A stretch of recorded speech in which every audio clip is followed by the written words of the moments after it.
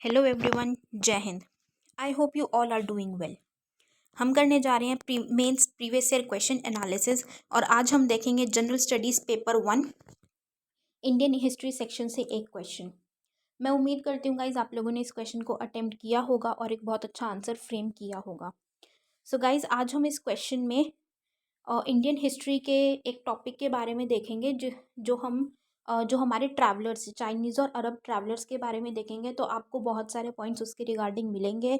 मैं चाहूँगी कि आप ये पॉइंट्स अपने आंसर के साथ जो आपने लिखा है या जहाँ पे भी आपने हिस्ट्री के नोट्स प्रिपेयर कर रहे हैं आप वहाँ पे इन पॉइंट्स को ऐड करके रखिएगा सो दैट फ्यूचर में आपको एक जगह पे ही सारे पॉइंट्स मिल जाए या एक टॉपिक से सारे पॉइंट्स आपको मिल जाए तो ईजी हो जाता है रिकॉल करना और ईजी हो जाता है पेपर में उनको लिख पाना, राइट। और कुछ एक्स्ट्रा पॉइंट्स अगर आपको लगते हैं कि आप जो ऐड कर सकते हैं इस क्वेश्चन में तो प्लीज़ उनको कमेंट सेक्शन में ज़रूर शेयर कीजिएगा।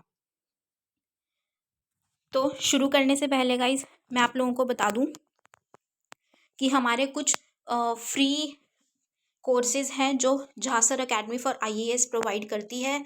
जैसे हम करंट अफेयर्स की बात करें तो करंट अफेयर्स में आपको डेली बेसिस पे free of cost video lectures provide किए जाते हैं और साथ ही साथ टेलीग्राम चैनल पे पीडीएफ्स भी दी जाती है जो आप वहां से डाउनलोड कर सकते हैं। और अगर आप हमारे करंट अफेयर्स के पेड कोर्स को ज्वाइन करते हैं तो उसमें डेली बेसिस पे लाइव डाउट सेशंस लिए जाते हैं, साथ ही साथ रिविजन भी करवाई जाती है जो डेली करंट अफेयर्स होते हैं उनकी। फिर हमारा जीएस का प्री प्लस मेंस बैच है गाइस, फुल फ्लेज्ड बैच है। अगर आप उसको ज्वाइन करते हैं तो आपको पता चलेगा बिल्कुल ज़ीरो से तैयारी करवाई जा रही है। एनसीईआरटी 6 क्लास से लेके एडवांस्ड बुक्स तक की कवरेज करवाई जा रही है। आपको कॉन्सेप्ट क्लैरिटी इतनी अच्छी हो जाएगी कि आपको एग्ज़ाम निकालने से कोई नहीं रोक सकता। So please guys highly recommended, ज़रूर ज़रूर ज्वाइन कीजिएगा उस बैच को। और हमारा मेंस आंसर राइटिंग बैच चल रहा है, मोस्ट इंपॉर्टेंट बैच है। उसमें एक गाइज आपकी फ्री प्रैक्टिस कराई जा रही है मेंस आंसर राइटिंग की, जिसमें आपको टेलीग्राम चैनल पे डेली बेसिस पे मॉर्निंग में क्वेश्चंस दिए जाते हैं कुछ, और उन क्वेश्चंस का आपको रात को 8 बजे एनालिसिस भी दिया जाता है। एनालिसिस वीडियो आता है आपके पास, आप उसको देखते हैं और उसी के साथ आपको टेलीग्राम चैनल पे फ्री ऑफ कॉस्ट पीडीएफ भी दी जाती है जहाँ से आप डाउनलोड करके उसका मैटर पढ़ सकते हैं। और हमारा मेंस आंसर राइटिंग का ही एक पेड कोर्स भी है। पेड बैच स्टार्ट हो रहा है, लॉन्च हो चुका है गाइज, बहुत जल्द वो शुरू होने वाला है। उसमें 500 प्लस क्वेश्चंस की प्रैक्टिस कराई जाएगी आप लोगों को। हाईली एक्सपीरियंस्ड फैकल्टी है, एक्सपर्ट हैं वो आंसर राइटिंग में। वो आपकी कॉपीज चेक करेंगे, आपको बेसिक टू एडवांस लेवल तक प्रिपेयर करेंगे कि आंसर किस तरीके से लिखा जाता है, क्या क्या चीज़ें समझने वाली होती हैं, क्या चीज़ें फोकस करने वाली हैं, और आपको इम्प्रूवमेंट में भी हेल्प करेंगे।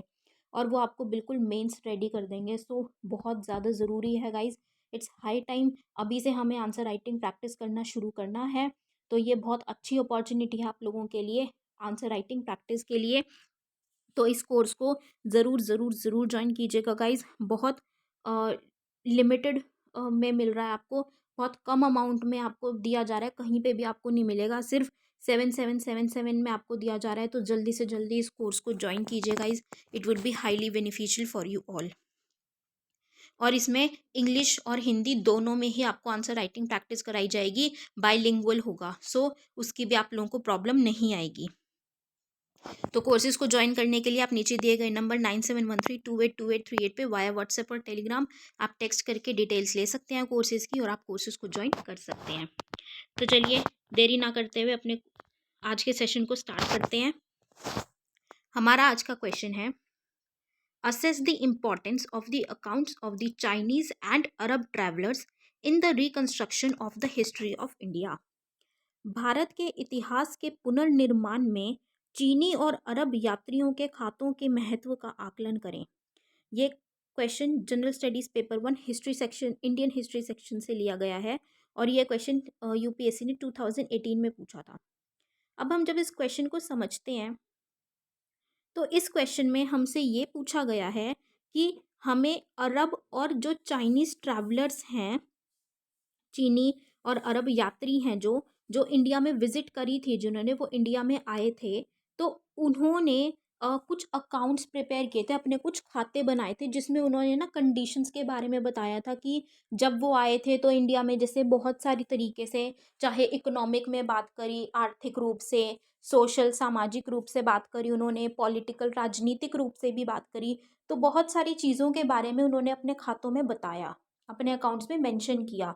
तो उसकी क्या इम्पोर्टेंस है, हमें क्या उसका फ़ायदा हुआ, अपनी जो हिस्ट्री थी भारत की, इंडिया की जो हिस्ट्री थी, उसको वापस से बनाने में, उसको जानने में उनकी क्या महत्वता थी, क्या इम्पोर्टेंस हमें देखने को मिली, जो इन ट्रैवलर्स ने, यात्रियों ने अपने अकाउंट्स बनाए थे, अपने खाते बनाए थे।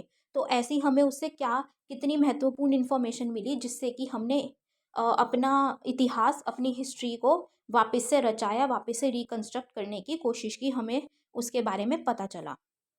राइट। आई होप आप लोगों को क्वेश्चन समझ में आया होगा। ठीक है, तो हमें थोड़ा सा इंट्रोडक्शन अपना ट्रैवलर्स के बारे में, हिस्ट्री के बारे में थोड़ा सा देके हम डायरेक्टली चाइनीज़ ट्रैवलर्स और अरब ट्रैवलर्स के बारे में बताएंगे कि उनसे हमें किस तरीके से रिकंस्ट्रक्शन में हेल्प हुई, या रिकंस्ट्रक्शन हम हिस्ट्री में किस तरीके से, इंट्रोडक्शन में हमने बताया कि किस तरीके से कर सकते हैं, या ट्रैवलर्स से किस तरीके से, थोड़ा सा हम ओवरव्यू देंगे ट्रैवलर्स की हेल्प का। और उसके बाद हम डिटेल में थोड़ा सा चाइनीज़ ट्रैवलर्स के बारे में, कि उनसे क्या इन्फॉर्मेशन मिली, और अरब ट्रैवलर्स के बारे में क्या इन्फॉर्मेशन मिली हमें उनके खातों से, उसका बताएंगे। लास्ट में हम कंक्लूड करते हुए अपने आंसर को एंड करेंगे। राइट। और गाइज एक और इम्पॉर्टेंट चीज़, जैसे हमने पहले भी बात की थी कि यूपीएससी के सिलेबस को अगर आप देखेंगे, मेंस का सिलेबस उठा के, तो वहाँ पे बहुत सारी जगहों पे ये फैक्टर्स दिए गए हैं, economic, political, social, cultural, behavioural. तो जो ये फैक्टर्स हैं, जिन क्वेश्चंस में भी हम इनको क्वेश्चन को एक्सप्लेन करते हुए इन फैक्टर्स के बेसिस पे एक्सप्लेन करें, तो वो सबसे ज़्यादा बेस्ट तरीका होगा, उसमें हमें ज़्यादा मार्क्स गेन करने की प्रोबेबिलिटी हमारी बढ़ जाएगी, हम ज़्यादा मार्क्स उसमें ले सकते हैं। ठीक है, तो ये उसी टाइप का क्वेश्चन है जहाँ पे हम इन चीज़ों में डिवाइड करके अपने आंसर को एक्सप्लेन कर सकते हैं कि क्या इकोनॉमिक में पता चला, क्या हमें पॉलिटिकल में पता चला, क्या हमें सोशल में पता चला। राइट। तो अपना आंसर स्टार्ट करते हैं।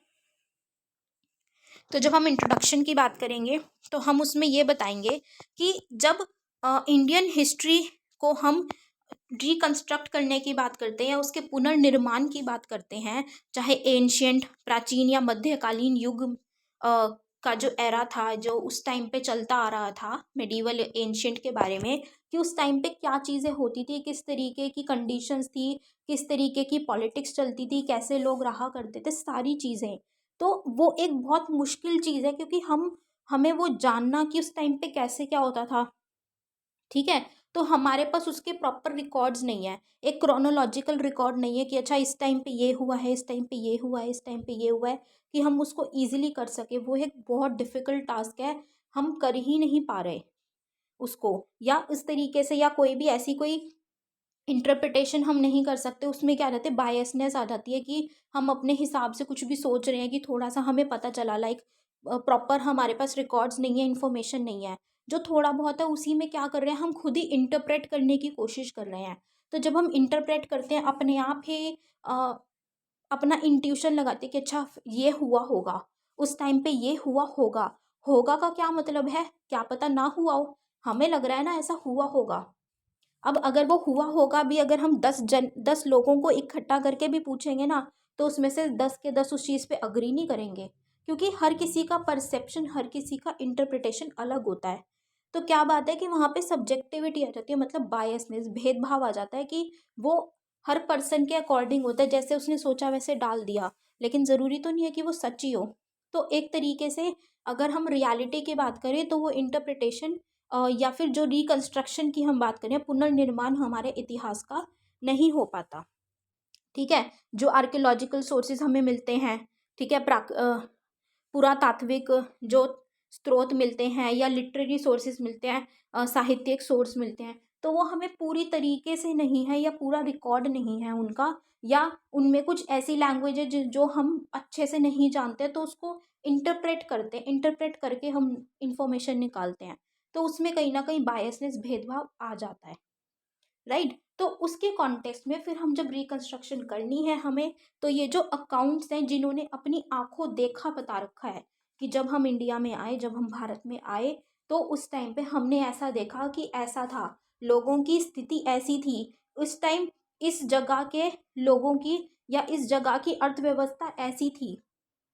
ठीक है, इस तरीके से राजनीति चलती थी, इस तरीके से वहाँ का राजा अपनी प्रजा से बिहेव करता था, या राजा अपनी प्रजा के लिए ये काम करता था। तो जब वो अपनी आई विटनेस अपना देखा हुआ बता रहे हैं, तो उन सोर्सेज की हेल्प से हम कहीं ना कहीं, हमारे पास वो सोर्सेज हैं और हमारे पास जो आर्कियोलॉजिकल पुरातात्विक और जो साहित्यिक स्रोत हैं, आर्कियोलॉजिकल लिटरेरी सोर्स हैं, हम इन सारी चीज़ों को लेके एक रिकंस्ट्रक्शन थोड़ा सा अच्छे तरीके से कर पाएंगे, अच्छे से बना पाएंगे। तो इसीलिए एक बहुत इम्पॉर्टेंट सोर्स बन के आता है हमारे लिए जब हम पुनर्निर्माण की बात करते हैं, रिकंस्ट्रक्शन की बात करते हैं। ठीक है, तो ये हमने क्या बताया, थोड़ा सा इंट्रोडक्शन बताया हमने कि रिकंस्ट्रक्शन जो हम कर रहे हैं उसमें वो किस तरीके से डिफ़िकल्ट है और किस तरीके से हम उसको ईज़ी बना सकते हैं, अच्छा बना सकते हैं। कैसे, अकाउंट्स यूज़ करके, जो ये फॉरेन ट्रैवलर्स थे, विदेशी जो यात्री थे, उनके हिसाब से, उनके आंखों देखी जो उनके खाते हैं उससे। राइट, अब हम बात करेंगे अपने बॉडी पार्ट की, मेन पार्ट की। सबसे पहले है हम बात करेंगे चाइनीज़ अकाउंट्स के बारे में, चीनी खातों के बारे में, कि चाइनीज़ के चीनी के खाते क्या थे, किस तरीके से थे, उन्होंने क्या क्या बताया। तो जो चाइनीज़ से जो ट्रैवलर्स या यात्री आए थे चाइना से, जैसे कि फाइयान, वैनसैंग, इत्सिंग, तो ये क्या थे, ये सबसे ज़्यादा इम्पॉर्टेंट इनके खाते माने गए हैं। बहुत सारी इम्पॉर्टेंट और वैल्यूएबल इंफॉर्मेशन इन्होंने हमें दी है, इतनी अच्छी मूल्यवान जानकारी इन्होंने दी है हमें गुप्ता पीरियड के, जो गुप्ता टाइम था उनके बारे में, गुप्ता शासन के बारे में बहुत सारी जानकारी इन्होंने हमें दी है। और जो गुप्ता शासन जब ख़त्म हुआ, गुप्ता रूल एंड हुआ, उसके बाद के कुछ सालों में भी क्या हुआ उसके बारे में भी हमें इनके अकाउंट से, इनके खातों से बहुत सारी जानकारी, बहुत सारी इन्फॉर्मेशन मिली है। ठीक है, अब आप लोगों का टास्क क्या है, कमेंट सेक्शन में बताइएगा कि फाइयान, वैनसैंग और इत्सिंग का क्रोनोलॉजिकल ऑर्डर, कि कौन पहले आया था, कौन बाद में आया था। ठीक है, और साथ ही अगर आप बता पाए तो ये भी बताइएगा कि कौन सा इसमें से ट्रैवलर किसके टाइम पे आया था। राइट, तो क्या होगा कि ऐसे क्वेश्चंस यूपीएससी पूछ लेता है प्रीलिम्स में कई बार, कि क्रोनोलॉजिकल ऑर्डर में क्या करो, अरेंज करो, क्रोनोलॉजिकल ऑर्डर में अरेंज करो कि कौन पहले आया था, कौन बाद में आया था, करेक्ट सीक्वेंस क्या होगी इन फॉरेन ट्रैवलर्स की। राइट, तो इसको आप प्लीज़ कमेंट सेक्शन में ज़रूर बताइएगा, इसका आंसर दीजिएगा। तो चलिए अपने टॉपिक पे वापस आते हैं। तो ये जो चाइनीज़ अकाउंट्स थे, फाइयान, ह्यूएनसैंग, इत्सिंग के, इन्होंने बहुत सारी इन्फॉर्मेशन गुप्ता पीरियड और गुप्ता पीरियड के बाद का जो काल था उसके बारे में हमें दी। अब वो इन्फॉर्मेशन किस तरीके से ज़रूरी थी, हमने कह दिया बहुत मूल्यवान जानकारी दी, तो वो कैसे ज़रूरी थी, क्या बताया उन्होंने, हम उसके बारे में देखेंगे। पहली चीज़, सोशियो इकोनॉमिक कंडीशंस, सामाजिक और आर्थिक जो व्यवस्था थी, स्थितियाँ थी, उसके बारे में उन्होंने हमें बताया। हमें उनके खातों से पता चलता है, जैसे कि उन्होंने चंडालास के बारे में मेंशन किया हुआ है फाइयान ने। ठीक है, फाइयान ने चंडालास, जो अनटचेबल्स थे ना, जिनको अछूत बुलाते थे, अनटचेबल्स जो थे उन्हीं को, मतलब चांडाल्स बोला गया था, चंडालास उनको बोला गया था। ठीक है, अछूत लोगों को। तो वो उन्होंने क्या बताया फाइयान ने, कि जो ये अनटचेबल्स थे, ये लोग गांव के बाहर रहा करते थे, विलेज के बाहर रहते थे, ये सभी के साथ नहीं रहते थे, इनको अलग से रखा जाता था, अलग से रहने के लिए बोला जाता था। तो इससे हमें क्या पता चलता है कि 5th सेंचुरी एडी में, क्योंकि उस टाइम पे ही फाइयान की प्रेजेंस हमें देखने को मिली थी, फाइयान आए थे, तो 5th सेंचुरी एडी में, 5वीं शताब्दी के टाइम पे अनटचेबिलिटी हमारी सोसाइटी में देखने को मिलती थी। छुआछात या अछूत जो था, ये हमारी सोसाइटी में प्रिवेल करती थी, देखने को मिलती थी। तो हमें वहाँ की सोशो इकोनॉमिक कंडीशन के बारे में फाइयान के अकाउंट से पता चलता है। फिर उसके बाद उन्होंने राजनीति जो स्थितियाँ थी उसके बारे में भी बताया कि पॉलिटिकल कंडीशंस किस तरीके से थी।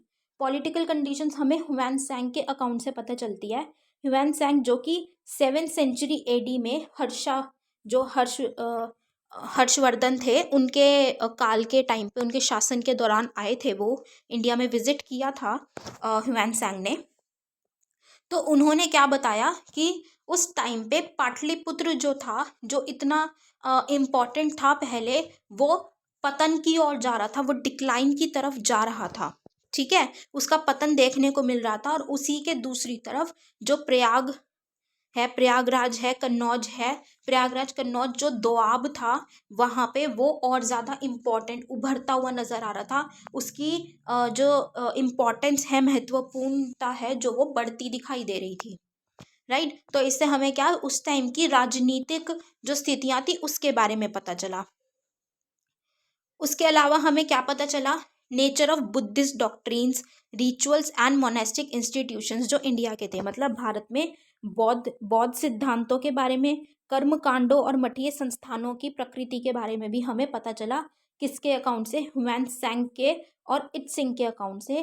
क्योंकि ह्यूएन त्सांग और इत्सिंग ने अपने अकाउंट्स में नालंदा यूनिवर्सिटी, बिहार में नालंदा यूनिवर्सिटी थी, तो नालंदा यूनिवर्सिटी जो उस टाइम पे बहुत ज़्यादा इम्पोर्टेंट थी, और वहाँ पे इतनी मुश्किल से एडमिशन होता था कि जो आज के टाइम पे हम प्रिपरेशन कर रहे हैं यूपीएससी की, जितना ये टफ़ है उससे भी ज़्यादा टफ़ माना जाता था उस टाइम पे, मुश्किल माना जाता था वहाँ पे एडमिशन लेना।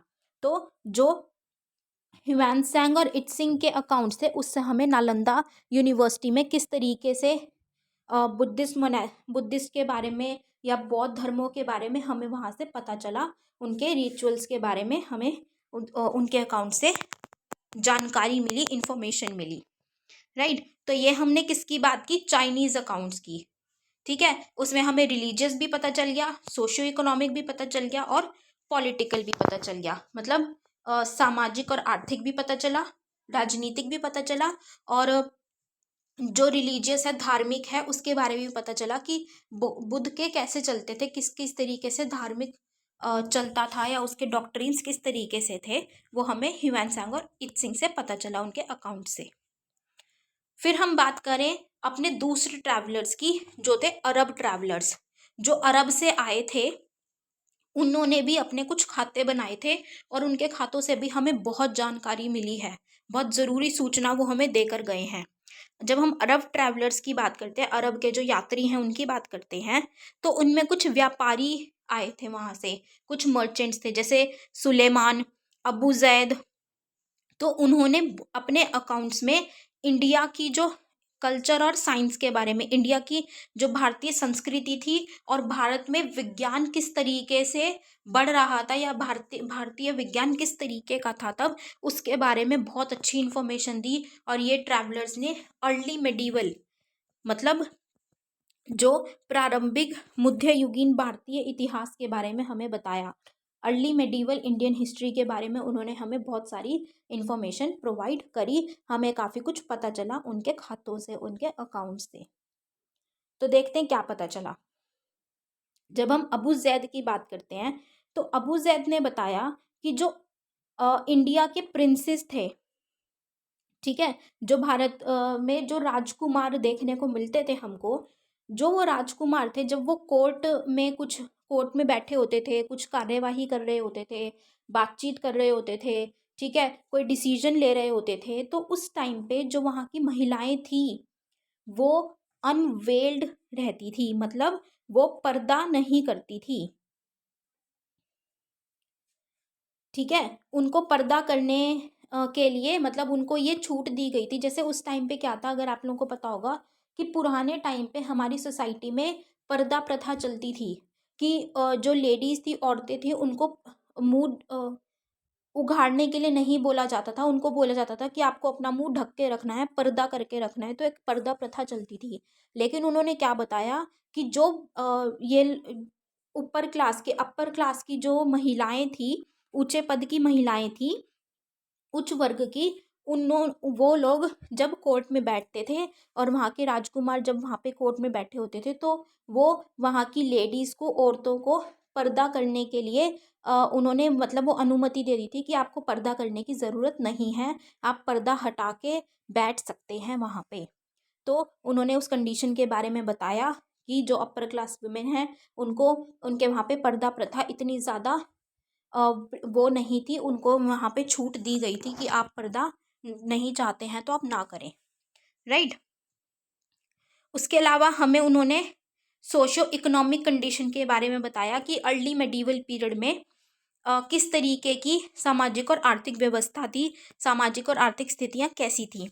उन्होंने बताया कि उनके जो ट्रेड कॉन्टैक्ट्स हैं, मतलब जो वो ट्रेड करते थे, व्यापार करते थे, या जितना भी वो पैसा कमाते थे, वेल्थ उनके पास आती थी, प्रॉफिट अर्न करते थे, वो उनका सबसे ज़्यादा व्यापार, सबसे ज़्यादा ट्रेड इंडिया के साथ होता था, भारत के साथ होता था। तो इससे क्या प्रतीत होता है, क्या हमें पता चलता है इस चीज़ से कि इंडिया उस टाइम पे एक बहुत रिच मार्केट थी, एक रिच प्रोड्यूसर भी थी, और बहुत ज़्यादा इम्पॉर्टेंट जगह थी इंडिया उस टाइम पे कि सभी यहाँ से ट्रेड करना चाहते थे, बहुत स्ट्रैटेजिक पोजीशन थी इंडिया की। तो उन्होंने यहाँ पे सोशो इकोनॉमिक कंडीशन के बारे में हमें इस चीज़ से पता चलता है इन अरब ट्रैवलर्स की। उसके बाद कुछ अरब ट्रैवलर्स जैसे अल बिरूनी है, इब्न बतूता है, उन लोगों के कुछ पर्सनल कॉन्टैक्ट्स हैं, मतलब डायरेक्ट कॉन्टैक्ट्स थे भारत के लोगों के साथ। वो भारत के लोगों के साथ घुले मिले, उनसे बातचीत भी की उन्होंने, वो उनके साथ रहे भी। तो उनके पास वो कहते हैं ना कि डिटेल्ड फर्स्ट हैंड इन्फॉर्मेशन, कि उनसे अब क्या होता है कि हम अगर किसी से डायरेक्ट बात कर रहे हैं, हमारा कॉन्टैक्ट है, तो हम उनके बारे में ज़्यादा अच्छे से जान पाते हैं। एक तो हम किसी दूसरे बंदे से पूछते हैं या सुनते हैं, एक हम डायरेक्ट बात करके हम जानकारी लेते हैं। तो उनके पास वो फर्स्ट हैंड इंफॉर्मेशन थी, तो जिससे उनके अकाउंट्स में उन्होंने सामाजिक, आर्थिक और जो भी लोगों की प्रतिक्रियाएं होती थी, कार्य वो करते थे, एक्टिविटीज़ होती थी, उन सभी के बारे में उन्होंने बिल्कुल डिटेल में विवरण दिया है, डिटेल में बताया है कि किस तरीके से वहाँ के लोग रहा करते थे, वहाँ की क्या क्या कंडीशंस थी, क्या काम किया करते थे, किस तरीके से ट्रेड फ्लरिश होता था, सब चीज़ उन्होंने वहाँ पे बताई, क्योंकि उनका डायरेक्ट कॉन्टैक्ट था वहाँ के लोगों के साथ, राइट। तो ये हमने बात की अरब ट्रैवलर्स के बारे में, कि जो अरब के यात्री थे उनसे भी हमें बहुत सारी इन्फॉर्मेशन देखने को मिली है। तो देखो यहाँ पे भी हमने इकोनॉमी की भी बात की, आर्थिक व्यवस्था की भी, सोशल की का भी हमें पता चला कि सामाजिक रूप से कैसे था, हमें पॉलिटिकल का भी पता चला कि राजनीतिक रूप से किस तरीके से था, हमें लोकल लोगों के बारे में भी पता चला कि क्या क्या काम होते थे, ट्रेड किस तरीके से फ्लरिश करता था, ठीक है। इंटरनेशनल भी हमें इंडिया की पोजीशन पता चली कि बहुत अच्छी स्ट्रैटेजिक पोजीशन रखता था। तो बहुत सारी डिटेल्स हमें अरब ट्रैवलर के अकाउंट से भी, खातों से देखने को मिली, जिससे हम अपनी इतिहास को, अपने हिस्ट्री को रिकंस्ट्रक्ट करने में हेल्प मिली है, हमें बहुत ज़्यादा पुनर्निर्माण में मदद मिली है, राइट। तो एंड में हम अपने आंसर को कंक्लूड करते हुए ये बताएंगे कि बेशक से इन अकाउंट्स पे भी, जैसे हमने बिल्कुल स्टार्टिंग में बात की थी, कि जो हमारे पास आर्कियोलॉजिकल पुरातात्विक स्रोत थे या फिर लिटरेरी सोर्सेज थे, साहित्यिक स्रोत थे, तो उनमें क्या है कि हम उनको प्रॉपर रिकॉर्ड्स नहीं होते थे, हम थोड़ा सा ना इंटरप्रेट करते थे, तो उसमें बायसनेस आ जाती थी। तो क्या चीज़ है कि थोड़ा सा रिलायबिलिटी की ही कमी होती थी वहाँ पे, ठीक है, विश्वसनीयता की कमी होती थी कि विश्वास पूरा करने लायक है या नहीं है वो, ठीक है। तो वही चीज़ यहाँ पे भी थोड़ा सा एप्लीकेबल होती है कि हमने मान लिया कि वो अकाउंट्स जो उनके हैं, जो ये ट्रैवलर्स के खाते हैं, उसमें उन्होंने बहुत सारी इन्फॉर्मेशन दिया है, पर क्या हम ये कह सकते हैं कि उन्होंने सब कुछ सच ही बताया है, या उन्होंने सब कुछ सही ही बताया है? क्या पता उन्होंने भी कुछ चीज़ इंटरप्रेट करके कुछ चीज़, बहुत सी चीज़ें लिख रखी हों जो उनको लगी हों कि अरे ऐसा होता होगा, या मतलब ऐसा हो रहा है यहाँ तो, लेकिन वो जो कंडीशंस प्रिवेल करी थी उसका मतलब कुछ और था, उन्होंने समझा कुछ और। तो इस तरीके से रिलायबिलिटी का थोड़ा सा वहाँ पे भी आता है कि हो सकता है उन्होंने पर्सनल बायस कर रखे हो, या खुद से ही बढ़ा चढ़ा के भी कुछ लिख दिया हो, ठीक है। तो भेदभाव या व्यक्तिगत रूप से उन्होंने कुछ अपने आप लिख दिया हो, तो ऐसा हो सकता है। लेकिन अगर हम ओवरऑल देखें तो ये एक बहुत इम्पॉर्टेंट सोर्स की तरह काम करता है। अगर जो मिसिंग लिंक्स हैं, क्योंकि हमने बात की थी ना, हमारे पास वो प्रॉपर क्रोनोलॉजिकल रिकॉर्ड्स नहीं है, तो अगर हम वो रिकॉर्ड्स को, जो मिसिंग लिंक्स हैं हमारे पास, मिसिंग लिंक है, लापता कड़ियाँ हैं जो हमें नहीं पता चल रही, हम वो कनेक्ट कर सकते हैं इनकी हेल्प से। हम इसीलिए जब वो मिसिंग कड़ियाँ, जो लापता कड़ियाँ हैं, मिसिंग लिंक्स हैं, वो कनेक्ट हो जाएंगे तो ऑटोमेटिकली हमारी हिस्ट्री, हमारा इतिहास का पुनर्निर्माण हो जाएगा, रिकंस्ट्रक्शन हो जाएगी बहुत अच्छे से। तो इसीलिए ये हमारे, हम बोलते हैं कि की सोर्सेज की तरह एक्ट करते हैं, बहुत ज़रूरी स्रोत हैं ये हमारे लिए, हमारी हिस्ट्री को देखने के लिए, हमारी हिस्ट्री के बारे में, इतिहास के बारे में जानने के लिए। सो आई होप गाइज आप लोगों को ये एनालिसिस पसंद आया होगा और आप लोगों को बहुत सारे अच्छे पॉइंट्स मिले भी होंगे। कुछ एक्स्ट्रा पॉइंट्स आपको लगते हैं तो कमेंट सेक्शन में ज़रूर शेयर कीजिएगा। So with this we end up this session here guys. एंड करने से पहले मैं आपको अपने कोर्सेज़ के बारे में बता दूं तो हमारा करंट अफेयर्स बैच रन करता है, जिसमें डेली बेसिस पे आपको वीडियो लेक्चर्स प्रोवाइड किए जाते हैं और फ्री ऑफ कॉस्ट आपको हमारे टेलीग्राम चैनल पे पीडीएफ्स भी मिलती हैं, जहाँ से आप डाउनलोड करके पढ़ सकते हैं। और अगर आप हमारे पेड कोर्स में ज्वाइन करते हैं करंट अफेयर्स के, तो आपको वहाँ पे लाइव डाउट सेशंस लिए जाते हैं आपके डेली बेसिस पे, और साथ ही साथ रेगुलरली रिविजन भी कराई जाती है। फिर हमारा जीएस का pre plus mains batch run करता है गाइज, बिल्कुल हाईली रिकमेंडेड बैच है, बिल्कुल बेसिक से तैयारी कराई जा रही है, ज़ीरो से कॉन्सेप्ट क्लैरिटी बहुत अच्छे से करवाई जा रही है। ज़रूर ज़रूर ज्वाइन कीजिएगा गाइज, डेडिकेटेडली फॉलो करेंगे तो आपको एग्ज़ाम ज़रूर निकलेगा। और हमारा मेंस आंसर राइटिंग बैच चल रहा है, एक ये हमारा फ्री बैच है जिसमें आपको टेलीग्राम चैनल पे मॉर्निंग में क्वेश्चंस दिए जाते हैं और रात को 8 बजे आपको इसका एनालिसिस वीडियो भी दे दिया जाता है, और साथ ही में आपको पीडीएफ्स भी दे दी जाती है इनकी। और हमारा मेंस आंसर राइटिंग का पेड बैच भी लॉन्च हो चुका है, जल्दी स्टार्ट होने वाला है, जिसमें 500 प्लस क्वेश्चंस की प्रैक्टिस कराई जाएगी आपको, बेसिक टू एडवांस लेवल। और एक्सपर्ट आपकी कॉपी चेक करेंगे, बहुत हाईली एक्सपीरियंस फैकल्टी हैं, वो आपकी कॉपीज़ चेक करेंगे, तो इम्प्रूवमेंट होगी ही होगी डेफिनेटली। और बहुत अच्छा टाइम है आंसर राइटिंग स्टार्ट करने का। देरी ना करते हुए इन कोर्सेज़ को ज़रूर ज्वाइन कीजिएगा गाइज। ज्वाइन करने के लिए आप नीचे दिए गए नंबर 9713282838 पे व्हाट्सएप और टेलीग्राम के थ्रू टेक्स्ट कर सकते हैं, डिटेल्स ले सकते हैं और कोर्सेज़ को ज्वाइन कर सकते हैं। तो ज़रूर ज्वाइन कीजिएगा guys. Thank you so much. I hope you have enjoyed this session. Have a great day ahead. जय हिंद।